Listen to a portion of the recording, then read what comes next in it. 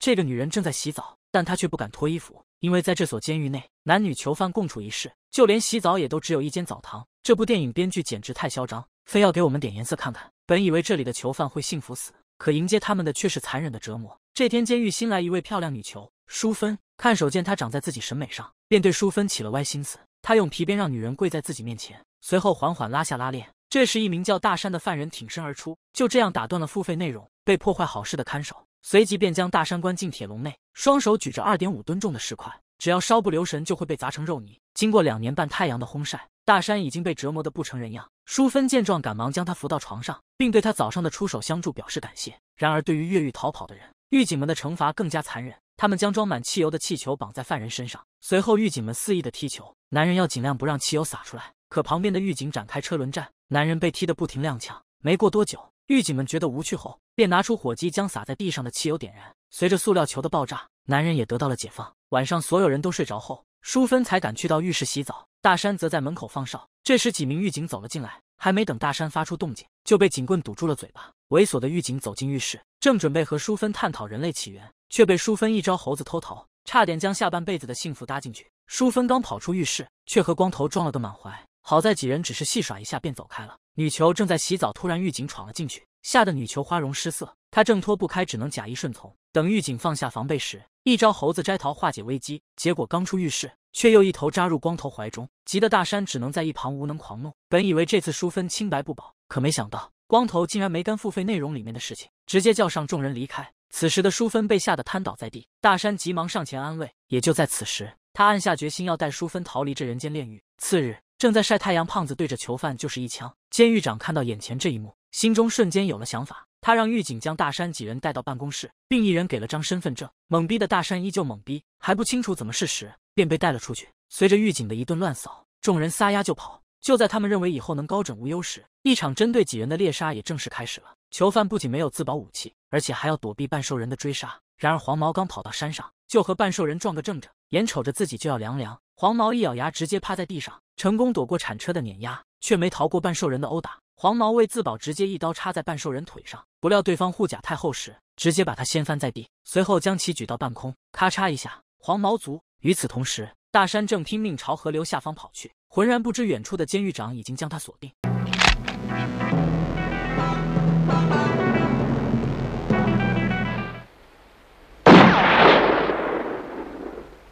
子弹打到山体上，大山只好飞身跳入河里。可监狱长并不打算放过他，奈何人老枪衰，大山因此也逃过一劫。另一边，拼命跑路的大壮还算机灵，他先假装踩出逃跑路线，接着径直爬到树上。这时追寻至此的狱警发现了脚印，他掏出对讲机汇报 Mr. Thatcher, Dick Griffin?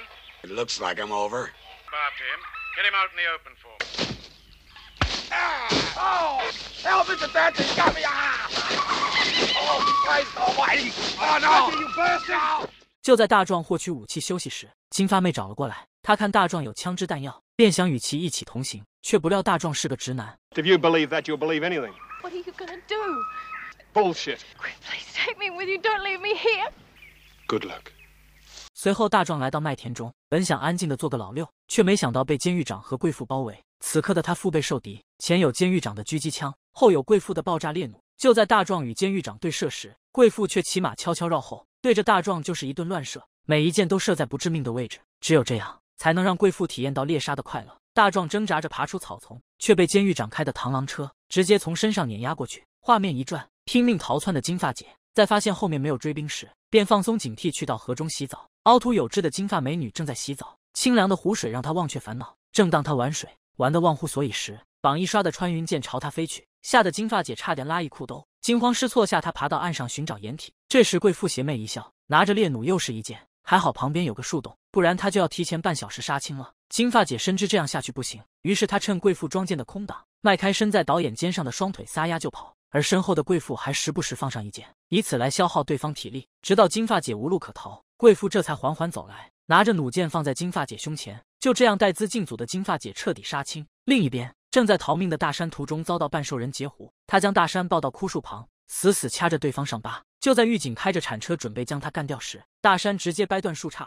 酷刺一下戳进半兽人眼里，这才成功脱身。而狱警则来不及刹车，直接将半兽人拦腰截断。这时消失一集的女主淑芬出现，她在胖子和光头的围攻下，径直钻进甘蔗地。光头见状，直接将甘蔗的点燃，想要靠烟雾把淑芬熏出来。淑芬见此，愣着头往前冲，结果迎面撞上找他的胖子。就在这时，大山在导演的安排下冲了出来，夺过配枪后，直接让胖子下半生没了幸福。随后两人迅速逃离此处，而胖子则被活活烧熟。大山淑芬手牵手一直逃到海边，不料光头竟跟了上来。大山让淑芬靠边站，自己要和光头来场真男人的决斗。两人你一拳我一脚，打得难分难舍。这时光头一个蛮牛冲刺，拽着大山扑进海里。大山掉进水里，武力值减半，被光头按着脑盖差点淹死。好在大山摸到一块石头，直接砸向光头，这才逃过水葬的命运。光头气急败坏，直接掏枪准备射杀大山。淑芬见状，拿起地上的砍刀冲向光头，趁光头毫无防备时，直接砍下对方双手。大山两人再次逃跑，结果遇到了开铲车的胡子哥，这样下去不是办法。于是淑芬跑出去吸引火力，大山则悄悄绕后。正当胡子哥沉迷在射击的快乐时，大山已经悄摸来到他的后方，举起砍刀来了招诺克萨斯断头台。大山两人开着缴获的铲车，径直撞破监狱护栏。所有囚犯在获得自由后，纷纷捡起武器开始反攻。最后就是一段平平无奇的枪战，没啥看点。总之就是囚犯们大获全胜，